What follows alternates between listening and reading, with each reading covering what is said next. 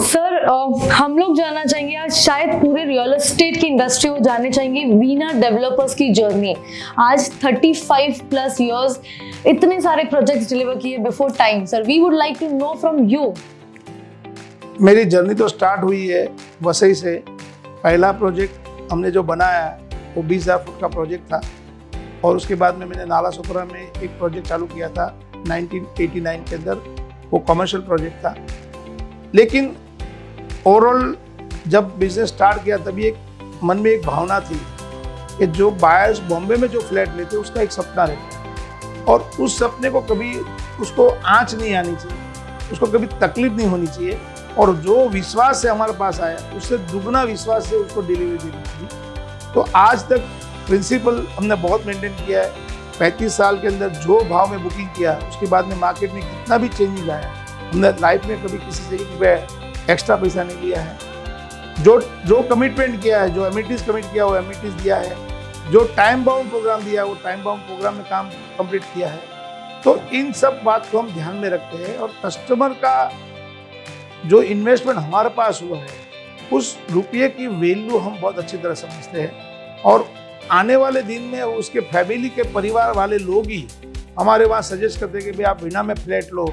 तो ज़्यादा करके हमारा प्रोडक्ट जो बिकता है वो माउथ टू माउथ जो फ्लैट बायर से वही सजेस्ट करते हैं कि यहाँ ही बाई करो, और ऐसा ही हमारा प्रोडक्ट बिकते जा रहा है। और हमारे प्रिंसिपल पहले दिन से रहा है कि भाई किसी के साथ में जो हमने रेट कमिट किया है उस रेट में उसको फ्लैट मिलना चाहिए, उस क्वालिटी देना चाहिए, और उसी टाइम में उसको पोजीशन देना चाहिए। इन 3 बात को मैंने बहुत ध्यान में रखा है, और 1989 से लेके आज तक उस बात को हम पकड़ के चले हैं। रेरा तो भी 4 साल में बॉम्बे में आया है, लेकिन रेरा की पॉलिसी हम 1989 से फॉलो कर रहे हैं। जैसा कि परमिशन पहले होना चाहिए, कभी इलीगल वर्क नहीं करना चाहिए, जिस पार्टी के साथ में जो रेट में कमिटमेंट किया उसी रेट में उसको डिलीवरी देना चाहिए। और हिंदुस्तान में एक कंस्ट्रक्शन इंडस्ट्री है कि जिसमें जिस दिन बुकिंग करते हैं और डिलीवरी देते हैं उसमें सेम रेट है। बाकी सब प्रोडक्ट के अंदर रेट बदली होता है तो डिफरेंसेस पार्टी से लिया जाता है, लेकिन इस इंडस्ट्री में नहीं लिया जाता है, और उसमें खास करके हमने इस प्रिंसिपल को आज भी मेंटेन रखा हुआ है। मैं जब 1981 में कंस्ट्रक्शन इंडस्ट्री में काम कर रहा था, वो था विश्वकर्मा कंस्ट्रक्शन कंपनी। उस ज़माने में हम डिलीवरी 1 लाख फुट की डिलीवरी देते थे।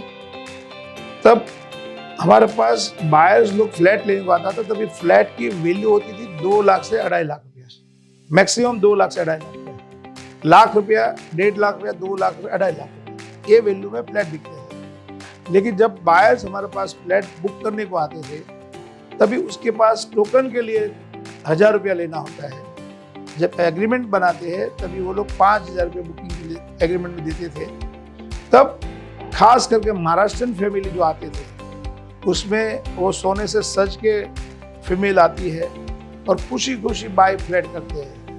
उसमें बड़ा मंगलसूत्र पहना होता है, दोनों हाथों में 4-4 कंगन पहनी होती है, और बहुत खुशी से बुक करते हैं। लेकिन मैंने 82-83 में जब मैं डिलीवरी देना चालू किया तभी भी वापस उसी कस्टमर को मैं अटेंड करता था। तब मुझे देखा कि भाई ये लेडी जो पहले पूरा गहना भर के बुकिंग करने आई थी, उसके शरीर पे छोटा सा मंगलसूत्र रह जाता, 4 बैंगन में से 1 बैंगन रह जाता। मैंने पूछा कि मैंने मैं आपको एक सवाल करूं, आप बुरा नहीं लगाएंगे?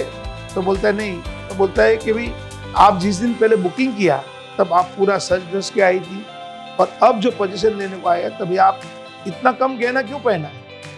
तो उसका एक जवाब था कि भैया हम बुकिंग किया तभी हमको लगा था कि सब पेमेंट हो जाएगा, लेकिन जब डिलीवरी से पहले हमने पेमेंट किया, कुछ अरेंजमेंट नहीं था, तो मैंने गहना बेच के ये फ्लैट लिया है। उस दिन से मुझे लोगों की भावना समझ में आई, और उसी भावना के साथ में मैंने तय किया कि किसी बायर के साथ में कभी चीटिंग नहीं होना चाहिए। तो बस उसी सिलसिले से आज भी चल रहे हैं, और मैंने निकुंज को भी वो ट्रेनिंग दी हुई है कि जब तक बिजनेस करना है तो ये पॉलिसी को मेंटेन रखना है। जिस दिन आपको लगेगा कि ये पॉलिसी से मैं काम नहीं कर सकता हूँ, उस दिन एक कंस्ट्रक्शन इंडस्ट्री नहीं करना, और ये बिजनेस बिना डेवलपमेंट के नाम से नहीं करना है।